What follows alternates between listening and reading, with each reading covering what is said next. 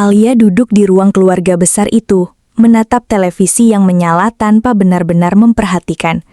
Rumah 2 lantai bergaya modern itu terlihat sempurna. Sofa empuk, lampu gantung kristal, dan aroma wangi ruangan yang selalu terjaga. Tapi hatinya justru terasa kosong. Rendra, suaminya sejak pagi sudah pergi bekerja. Ia pria mapan, pewaris usaha properti keluarga. Sibuk dengan rapat dan proyek, jarang punya waktu untuk istrinya. Bahkan ketika pulang malam, pikirannya masih terpaku pada layar ponsel atau laptop. Alia meraih cangkir teh hangat di meja, menghembuskan napas panjang. Beginikah hidup berumah tangga? Semua ada, tapi aku tetap merasa sendirian, batinnya. Langkah berat terdengar dari arah tangga. Alia menoleh dan muncullah Arman, ayah mertuanya. Pria itu sudah berusia lebih dari 50 tahun. Rambutnya sebagian memutih, tapi tubuhnya masih tegap. Wajahnya berwibawa dengan garis tegas yang memberi kesan berkarisma. Sendiri saja Alia. Suara berat Arman memecah kesunyian. Alia tersenyum sopan. Iya pak, Rendra belum pulang. Arman mendekat, duduk di kursi seberang. Ia menatap menantunya dengan sorot mata penuh perhatian. Kamu kelihatan pucat, sudah makan? Pertanyaan sederhana itu membuat hati Alia bergetar. Sepele, tapi terasa hangat. Rendra hampir tidak pernah menanyakan hal seperti itu. Sudah pak, terima kasih. Jawabnya, meski sebenarnya ia hanya makan seadanya tadi siang. Arman tersenyum tipis, lalu menyalakan rokok elektrik kesukaannya. Asap tipis mengepul, memenuhi udara dengan aroma tembakau manis. Kamu jangan terlalu banyak melamun. Hidup ini singkat, nikmati saja selagi bisa. Alia menunduk, jantungnya berdetak lebih cepat dari biasanya. Ia tak mengerti kenapa, tapi keberadaan pria itu, ayah mertuanya sendiri, membuat dirinya merasa lebih diperhatikan daripada oleh suami. Dan malam itu, untuk pertama kalinya, Alia merasa bahwa rumah megah ini tidak lagi sekedar penjara sepi. Ada seseorang yang membuatnya merasa hidup. Sore itu, hujan turun deras membasahi halaman rumah. Angin dingin masuk dari celah jendela, membuat Alia menggigil pelan meski sudah berselimut tipis di ruang tamu. Ia menatap kosong ke arah taman yang basah. Pikirannya melayang ke Rendra yang sedang berada di luar kota untuk urusan bisnis. Seperti biasa, suaminya hanya meninggalkan pesan singkat pagi tadi. Aku ada meeting di Bandung. Pulang lusa. Tidak ada kata rindu, tidak ada pesan lembut. Sekadar laporan. Alia menghela napas. Apakah aku hanya istri di atas kertas baginya? Tiba-tiba, suara berat yang begitu familiar terdengar dari belakang. Kamu tidak kedinginan di sini, Alia? Alia menoleh. Arman berdiri dengan sweater abu-abu. Tangannya membawa 2 cangkir kopi panas. Ia mendekat, lalu meletakkan 1 cangkir di depan Alia. Ini biar hangat, katanya. Alia menunduk, menyembunyikan senyum tipis yang muncul tanpa sadar. Terima kasih, Pak. Mereka duduk berdampingan di sofa panjang, hanya dipisahkan bantal kecil. Hujan di luar menimbulkan suara ritmis yang menenangkan. Kamu kelihatan murung akhir-akhir ini, ujar Arman sambil menatap keluar jendela. Alia terdiam sebentar, menimbang kata-kata. Entahlah, Pak, saya hanya merasa Rendra semakin jauh. Arman menoleh. Sorot matanya lembut, berbeda dari wibawa kerasnya ketika berbicara dengan orang lain. Rendra memang keras kepala sejak kecil. Kalau sudah fokus kerja, seakan dunia lain tidak penting. Tapi jangan pernah merasa sendirian. Kamu bagian dari keluarga ini. Kata-kata itu menancap di hati Alia. Ia meneguk kopinya, berusaha menutupi rasa hangat yang menjalar di dadanya. Bukan dari minuman, tapi dari perhatian pria itu. Hening sejenak, hanya suara hujan menemani. Lalu Arman menambahkan pelan, seolah bicara pada dirinya sendiri. Kadang Orang yang kita sayangi justru lupa kalau kita juga butuh disayangi. Alia menoleh cepat, menatap Arman. Kalimat itu terasa seperti cermin bagi dirinya. Ia ingin bertanya lebih jauh, tapi lidahnya keluh. Mereka hanya saling bertukar pandang. Ada sesuatu dalam tatapan itu, sesuatu yang tak bisa didefinisikan, tapi cukup untuk membuat jantung Alia berdetak tak karuan. Dan sejak sore itu, perhatian kecil dari Arman mulai membekas lebih dalam di hati Alia. Malam itu, rumah besar itu mendadak gelap gulita. Listrik padam setelah hujan deras mengguyur sejak sore. Semua penghuni rumah sudah masuk kamar, sementara Alia duduk sendiri di ruang tamu dengan lilin kecil menyala di meja. Bayangan temaram lilin menari-nari di dinding, membuat suasana terasa asing dan menakutkan. Alia bukan tipe perempuan yang berani dalam kegelapan. Ia menggenggam kedua lututnya, mencoba menenangkan diri. Tiba-tiba langkah kaki terdengar dari arah tangga. Suara pelan tapi berat. Alia menoleh cepat, jantungnya berdegup lebih kencang. Lalu sedikit lega ketika melihat sosok Arman muncul. "Kenapa belum tidur, Alia?" Suara berat itu terdengar lebih hangat dalam gelap. Alia berusaha tersenyum. "Saya tidak bisa tidur, Pak. Gelap sekali. Rasanya aneh." Arman mendekat lalu duduk di samping Alia. Lilin kecil itu hanya cukup untuk menerangi wajah mereka setengahnya. Arman menepuk pundak menantunya pelan. "Tenanglah, tidak ada yang perlu ditakutkan. Aku ada di sini." Alia terdiam. Sentuhan itu sederhana, hanya sebuah tepukan di bahu, tapi cukup untuk membuat tubuhnya panas dingin. Ia menunduk, mencoba mengendalikan debaran di dadanya. Hening. Hanya suara hujan dan gelegar petir jauh di luar sana. Arman lalu menarik napas panjang. "Kamu pasti sering merasa kesepian ya?" Pertanyaan itu menusuk tepat di hatinya. Alia mendongak, menatap Arman, ingin menyangkal tapi air matanya justru menetes tanpa bisa ditahan. Saya mencoba kuat, Pak. Tapi terkadang rasanya terlalu berat." Arman menatapnya dengan sorot mata yang sulit dibaca, antara iba, sayang, dan sesuatu yang lebih dalam. Ia menggeser duduknya sedikit lebih dekat, lalu menyodorkan sapu tangan dari saku bajunya. "Jangan dipendam sendiri. Tidak ada manusia yang kuat sendirian, Alia." Alia menerima sapu tangan itu, tangannya tanpa sengaja menyentuh jari Arman. Seketika tubuhnya bergetar. Ia buru-buru menarik tangan, tapi dalam hatinya muncul bisikan yang menakutkan. Mengapa sentuhan itu terasa berbeda? Keduanya terjebak dalam hening panjang. Lilin terus berkedip, seolah ikut menyaksikan sebuah batas yang mulai retak. Dan malam itu, untuk pertama kalinya, Alia sadar ada api yang mulai membara dalam dirinya. Api yang terlarang, namun tak bisa ia padamkan. Pagi itu, rumah terasa lengang. Ibu mertua Alia pergi menghadiri arisan, Rendra masih di luar kota, dan para asisten rumah tangga sedang sibuk di bagian belakang. Alia memutuskan membuat sarapan ringan sendiri di dapur, sekadar mengisi kesibukan. Ia berdiri di depan meja, memotong sayur sambil bersenandung kecil. Aroma bawang tumis mulai memenuhi udara. Saat itulah suara berat Arman terdengar dari ambang pintu.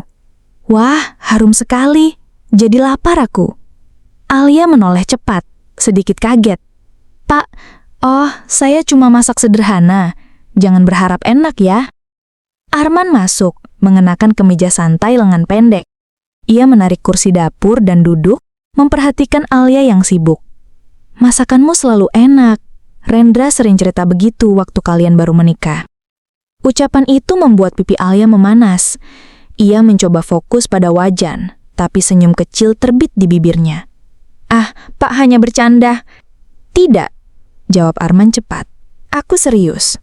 Kau tahu, kadang perhatian kecil dari seorang istri justru lebih berharga daripada segalanya." Alia berhenti sejenak. Jantungnya berdetak kencang. Ia tidak berani menoleh, takut matanya membocorkan rahasia yang mulai tumbuh di hatinya. Tak lama kemudian, Arman berdiri dan ikut membantunya. Ia mengambil piring dari rak atas. Saat melewatinya, bahu mereka bersentuhan ringan. Alia merasakan tubuhnya bergetar, seolah ada aliran listrik yang menjalar. "Maaf," ucap Arman cepat menahan senyum tipis. "Tidak apa-apa," jawab Alia pelan, nyaris berbisik. Mereka lalu menata makanan di meja. Saat itu, entah bagaimana sesuatu lucu terjadi. Sendok terjatuh, saus tercecer, dan keduanya spontan tertawa. Tawa mereka begitu lepas, begitu hangat. Namun ketika tawa reda, suasana berubah. Sunyi tiba-tiba terasa berat. Pandangan mereka bertemu. Mata Arman menatap dalam, sementara Alia tak mampu mengalihkan tatapannya. Jantungnya berdegup kencang, kakinya gemetar. Ia tahu, seharusnya menjauh, tapi tubuhnya membeku. Tatapan itu terlalu lama, terlalu intens untuk sekadar mertua dan menantu. Alia menelan ludah, berusaha memecah keheningan. "Pak, kita sebaiknya sarapan saja." Arman mengangguk pelan, tapi matanya masih menahan sesuatu yang tak terucap. Mereka pun duduk, berusaha makan seperti biasa, meski suasana sudah tidak sama lagi. Dalam hati Alia bergumuruh, batas itu sudah retak, dan aku tidak yakin bisa memperbaikinya. Hari-hari setelah kejadian di dapur itu terasa berbeda. Alia mulai merasakan sesuatu yang aneh dalam dirinya. Ia menantikan momen-momen kecil bersama Arman. Hanya sekadar obrolan singkat atau tatapan sesaat sudah cukup membuatnya gelisah, sekaligus bahagia. Suatu sore, ketika Alia sedang merapikan meja ruang tamu, ponselnya bergetar. Sebuah pesan masuk dari nomor yang tak terdaftar di kontak. "Jangan lupa makan sore, kau terlihat pucat tadi." Alia tertegun. Ia mengenali gaya bahasanya. Itu Arman. Tangannya bergetar ketika membalas. "Terima kasih, Pak. Saya baik-baik saja." Tak lama kemudian, balasan datang. "Jangan panggil aku Pak di sini. Kita hanya sedang berbicara sebagai dua orang yang saling peduli." Jantung Alia berdegup kencang. Ia menggigit bibirnya, bingung antara takut dan terbuai. Setelah lama menatap layar, ia akhirnya membalas singkat, "Baiklah." Mulai saat itu, percakapan mereka berlangsung hampir setiap hari. Bukan hal-hal besar, hanya pesan sederhana, mengingatkan makan, menanyakan kabar, atau sekadar berbagi cerita kecil. Tapi bagi Alia, setiap pesan itu bagaikan cahaya yang mengusir kesepian. Malam itu, Alia duduk di balkon kamarnya. Angin malam berhembus pelan, membuat rambutnya terurai. Ponselnya kembali bergetar. "Arman, apa kau masih terjaga?" Alia, "Iya, sulit tidur." Arman, "Aku juga. Kadang aku berpikir, mengapa kita bisa merasa sedekat ini?" Alia, Mungkin karena sama-sama kesepian." Alia mengetik jawaban itu dengan hati-hati, lalu buru-buru menutup layar, seakan takut kata-kata itu akan membakar dirinya sendiri. Beberapa menit kemudian, balasan datang. "Kesepian bisa membuat kita mencari pelukan yang salah. Tapi apa salahnya jika dalam salah itu kita menemukan kenyamanan?" Alia menutup wajahnya dengan kedua tangan. Kata-kata itu menampar sekaligus menenangkan. Ada bagian dirinya yang ingin berhenti, tapi ada pula bagian lain yang justru semakin tenggelam. Keesokan harinya, mereka kembali duduk bersama di ruang keluarga. Obrolan biasa, senyum tipis, seakan tidak terjadi apa-apa. Tapi keduanya tahu, Ada sesuatu yang kini mereka bagi, sebuah rahasia yang tidak boleh diketahui siapapun. Dan dari sinilah sebuah jalan terlarang mulai terbuka. Jalan yang perlahan menyeret Alia semakin jauh dari batas moral yang pernah ia junjung tinggi. Sejak pesan-pesan itu mulai rutin, dunia Alia terasa berbeda. Ia bangun pagi dengan semangat, menanti momen kecil untuk sekadar berpapasan dengan Arman.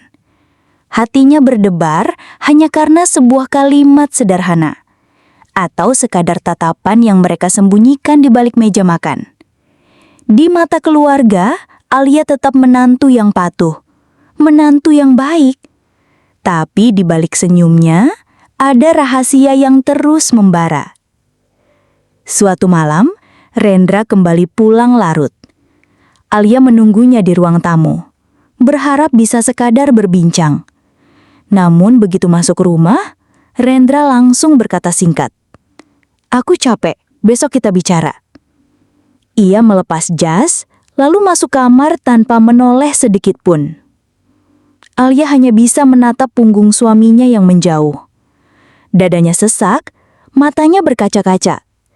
"Aku istrinya, tapi mengapa aku merasa begitu asing baginya?" Tangannya refleks meraih ponsel. Ada pesan baru dari Arman. "Sudah malam, kau pasti merasa kesepian. Aku pun sama. Tapi ingat, aku ada." Air mata Alia tumpah. Ia menekan ponsel ke dadanya, seolah ingin memeluk kata-kata itu. Hari-hari berikutnya, kedekatan mereka semakin intens.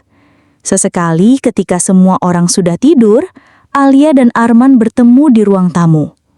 Mereka berbincang lama tentang banyak hal. Masa muda Arman, mimpi-mimpi Alia yang tak pernah terwujud, hingga perasaan terdalam yang seharusnya tidak mereka bagi. Di balik kata-kata, ada sentuhan kecil yang sesekali hadir. Jemari yang saling bersentuhan saat mengambil cangkir, pundak yang tidak sengaja bersandar. Bagi Alia, momen-momen itu bagaikan candu. Ia merasa hidup kembali. Ada seseorang yang benar-benar mendengar, yang mengerti, yang mengisi ruang kosong dalam dirinya. Namun setiap kali ia kembali ke kamarnya, rasa bersalah menghantui. Ia menatap wajah suaminya yang tidur pulas, lalu menangis dalam diam. "Apa yang kulakukan? Mengapa aku menemukan pelukan di luar rumahku sendiri?" Suatu sore, ketika Alia hendak berangkat belanja, Rendra berdiri di teras menunggunya dengan motor tuanya. "Biar aku antar. Udara sore segar, sekalian kita jalan-jalan." Alia sempat ragu, tapi senyum Arman terlalu menenangkan. Akhirnya ia naik ke boncengan, memeluk pinggang pria itu. Di jalan kecil, angin sore menerpa wajahnya, membuatnya menutup mata. Untuk sesaat, ia lupa semua beban. Dan di detik itulah, Alia sadar, ia telah menemukan hasrat yang selama ini tak pernah ia dapatkan dari Rendra. Tapi ia juga sadar, setiap kebahagiaan ini hanyalah dosa, yang suatu saat akan menjeratnya lebih dalam. Malam itu, Alia duduk di meja rias, menyisir rambutnya pelan. Matanya sembab, bukan karena lelah, tapi karena air mata yang sempat jatuh setelah pertemuannya dengan Arman sore tadi. Ia baru saja menutup semua pesan di ponselnya, memastikan tidak ada jejak yang tertinggal. Namun entah bagaimana, hatinya tetap berdebar gelisah.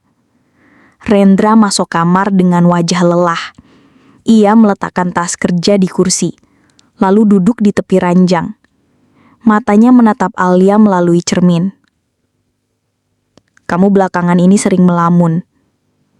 Alia kaget, hampir menjatuhkan sisir di tangannya. "Tidak kok mas, hanya capek aja." Rendra tidak menjawab.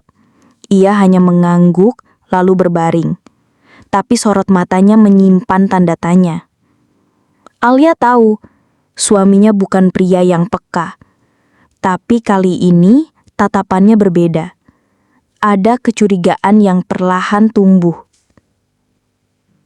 Beberapa hari kemudian, keluarga berkumpul di ruang makan besar. Alia sibuk menuangkan sup ke mangkuk-mangkuk, sementara Arman duduk tak jauh darinya. Saat itu, Lestari, adik perempuan Rendra, melontarkan komentar santai, namun menusuk. "Kak, aku heran deh. Belakangan ini, Mbak Alia sama Papa sering banget ngobrol berdua. Bahkan lebih sering daripada sama Rendra." Suasana meja mendadak hening. Alia hampir menjatuhkan sendok di tangannya. Wajahnya memanas. Arman hanya tersenyum tipis, berusaha menutup kegugupan dengan nada ringan. "Ya kan wajar, Tar. Papa ini bosan kalau sendirian. Ya ngobrol sama siapa saja." Tawa kecil terdengar. Suasana kembali mencair. Tapi Alia tahu, Lestari bukan sekadar bercanda.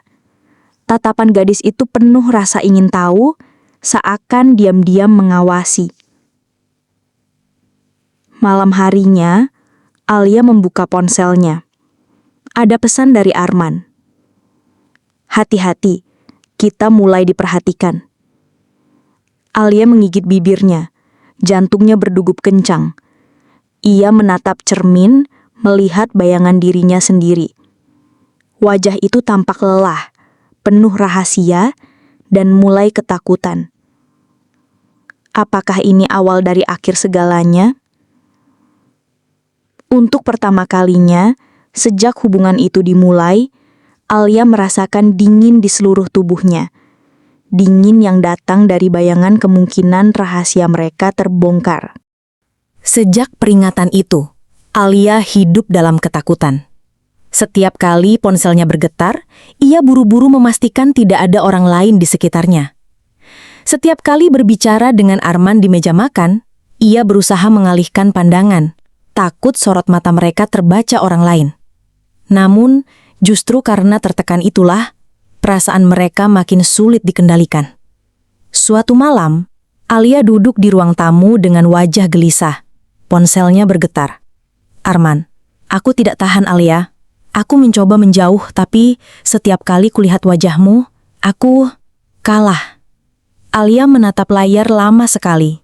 Air matanya menetes, tangannya gemetar saat membalas. "Alia, aku juga ingin berhenti. Aku tahu ini salah, tapi mengapa aku tidak bisa?" Tak lama kemudian, langkah kaki terdengar. Arman muncul dari arah koridor. Wajahnya letih, sorot matanya dalam. Mereka hanya saling menatap, lalu tanpa kata-kata, duduk di sofa yang sama. Hening panjang, hanya jam dinding yang berdetak. "Seharusnya kita berhenti," bisik Alia, suaranya pecah. Arman mengangguk pelan, lalu menunduk. "Tapi, setiap kali aku melihatmu, aku merasa hidup kembali." Alia menutup wajah dengan kedua tangannya. Ia menangis terseduh sementara Arman menahan diri dengan susah payah. Akhirnya ia mengulurkan tangan, menyentuh jemari Alia. Sentuhan itu sederhana, tapi bagi keduanya terasa seperti mengikat rantai. Hari-hari selanjutnya, hubungan mereka berubah. Tidak lagi hanya penuh tawa dan perhatian, tapi juga ketakutan, rasa bersalah, dan luka. Alia mulai sering sakit kepala, tidak bisa tidur. Arman pun terlihat murung, lebih pendiam dari biasanya. Keduanya seakan terjebak, ingin lepas tapi selalu kembali. Bagi Alia, hubungan ini bukan sekedar nafsu. Ada cinta yang tumbuh, cinta yang salah tapi nyata. Dan itulah yang membuatnya semakin sakit. Ia sering berdiri di depan cermin, menatap bayangan dirinya sendiri dengan mata bengkak. "Apa aku masih pantas disebut istri, atau bahkan manusia?" bisiknya pada diri sendiri. Dan malam itu, ketika ia menangis dalam diam, sebuah firasat buruk menggelayuti hatinya. Rahasia ini tak akan selamanya tersembunyi. Cepat atau lambat, jeratan dosa ini akan menjerat mereka sampai hancur. Malam itu, Alia duduk di ruang tamu dengan ponsel di tangannya. Ia baru saja menerima pesan dari Arman. "Besok, aku ada rapat di luar kota. Entah kenapa, aku merasa berat meninggalkan rumah ini. Meninggalkanmu." Alia tersenyum samar, meski air matanya kembali menggenang. Ia membalas cepat. Aku akan menunggu. Hati-hati di jalan. Ia hendak menghapus percakapan itu, tapi suara pintu depan terbuka membuatnya panik. Rendra masuk, wajahnya lelah, kemeja masih rapi, tetapi sorot matanya tajam. Apa yang kamu lakukan, Alia? Tanyanya dingin. Alia buru-buru mengunci ponselnya, meletakkannya di meja. Tidak ada. Aku hanya mengecek pesan teman. Rendra menatap curiga. Ia berjalan mendekat, lalu tiba-tiba meraih ponsel itu. Alia terkejut, berusaha merebutnya kembali, tapi tangan Rendra lebih cepat. Dalam hitungan detik, wajah Rendra berubah. Matanya membesar, napasnya terengah. Ia membaca deretan pesan yang belum sempat Alia hapus. Alia? Suaranya parau, penuh amarah, sekaligus luka. Kau dengan papa. Dunia Alia seakan runtuh. Wajahnya pucat, tubuhnya gemetar hebat. Mas, maafkan aku. Aku tidak pernah berniat. Aku hanya... Diam, Alia, bentak Rendra. Tangannya mengepal keras. Arman maju selangkah, berusaha menenangkan. Semua salahku. Jangan salahkan Alia. Dia hanya butuh perhatian yang seharusnya kau berikan. Kata-kata itu justru membuat amarah Rendra meledak. Ia menghantam meja dengan tinjunya, membuat gelas pecah berantakan. Cukup, kalian sudah menghancurkan harga diriku, keluargaku. Hening mencekam menyelimuti rumah. Semua anggota keluarga yang menyaksikan hanya bisa terpaku, tak percaya pada skandal yang baru saja terbuka. Alia jatuh berlutut, menangis sejadi-jadinya. Arman berdiri kaku, wajahnya penuh penyesalan. Rendra menatap keduanya dengan sorot mata yang terluka, lalu melangkah pergi meninggalkan rumah tanpa sepatah kata. Dan di malam itu, rahasia yang selama ini mereka jaga akhirnya pecah, menghancurkan segalanya. Sejak malam itu, rumah megah keluarga itu tak lagi sama. Suasana yang dulu hangat berubah menjadi dingin, penuh bisikan dan tatapan curiga. Alia lebih banyak mengurung diri di kamar. Wajahnya pucat, matanya bengkak karena terlalu sering menangis. Rendra hampir tak pernah berbicara padanya lagi. Jikapun harus, hanya sepatah dua patah kata yang kaku. Senyumnya hilang, sorot matanya dipenuhi luka yang dalam. Suatu pagi, Alia mendapati koper besar di ruang tamu. Rendra sedang menyiapkan pakaian. Mas, kau mau kemana? Tanyanya lirih. Jangan panggil aku Mas lagi, jawab Rendra dingin, tanpa menoleh. Aku butuh waktu jauh dari rumah ini, jauh darimu. Alia bergetar. Air matanya kembali jatuh. Ia ingin memeluk suaminya, memohon ampun. Tapi tubuhnya kaku. Jarak di antara mereka sudah terlalu lebar untuk dijembatani. Sementara itu, Arman duduk sendirian di teras belakang. Wajahnya jauh lebih tua dari sebelumnya. Matanya sayu. Ia sudah berbicara pada istrinya, mengaku dan memutuskan satu hal. Pergi. Saat Alia datang mendekat, ia hanya menatap dengan senyum getir. Aku akan meninggalkan rumah ini. Kehadiranku hanya akan menambah luka. Maafkan aku, Alia. Maafkan karena aku tak bisa menjadi orang yang lebih kuat untuk menahan diri. Alia terisak. Pak, jangan tinggalkan saya. Tanpa Bapak, saya tidak punya siapa-siapa. Arman menggeleng pelan. Kau masih punya Rendra. Meski hatinya kini terluka. Tugasmu bukan lagi bersamaku. Tugasmu adalah berusaha memperbaiki apa yang bisa diperbaiki. Meskipun aku tahu itu sulit. Ia berdiri, menepuk bahu Alia terakhir kali, lalu berjalan pergi dengan langkah berat. Punggungnya perlahan menghilang di balik gerbang, meninggalkan Alia yang terisak tak berdaya. Malam itu, Alia duduk di depan cermin. Ia menatap wajahnya sendiri. Mata sembab, pipi basah, bibir bergetar. Hasratku memang terpuaskan oleh bapak mertuaku. Tapi semua itu hanya meninggalkan kehancuran. Dan aku harus menanggungnya. Sendirian. Lampu kamar redup. Rumah terasa hampa. Tidak ada lagi tawa. Tidak ada lagi kehangatan. Hanya ada luka yang tak akan pernah hilang. 3 tahun telah berlalu sejak malam rahasia itu terbongkar. Alia kini hidup sendirian di sebuah rumah kontrakan kecil di pinggiran kota. Ia bekerja di butik sederhana, menata pakaian sambil menahan getir yang selalu menghantui. Wajahnya masih cantik, tapi matanya selalu menyimpan bayangan masa lalu. Rendra tak pernah kembali. Kabar yang Alia dengar, ia pindah ke kota lain, memulai hidup baru, bahkan berencana menikah dengan seorang rekan kerjanya. Luka itu terlalu dalam untuk bisa diobati, dan Rendra memilih menutup pintunya selamanya. Arman, tidak ada yang benar-benar tahu di mana ia sekarang. Ada yang bilang ia menetap di desa jauh, ada pula yang mendengar ia sakit-sakitan.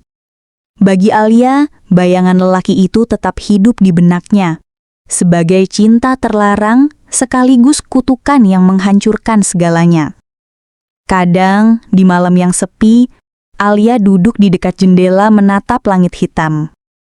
Jika waktu bisa diputar kembali, aku tidak akan memilih jalan itu. Bisiknya lirih. Namun ia tahu, penyesalan tak pernah bisa menghapus dosa. Yang tersisa hanyalah luka. Luka yang tak terlihat, tapi akan selalu abadi di dalam hatinya. Tamat.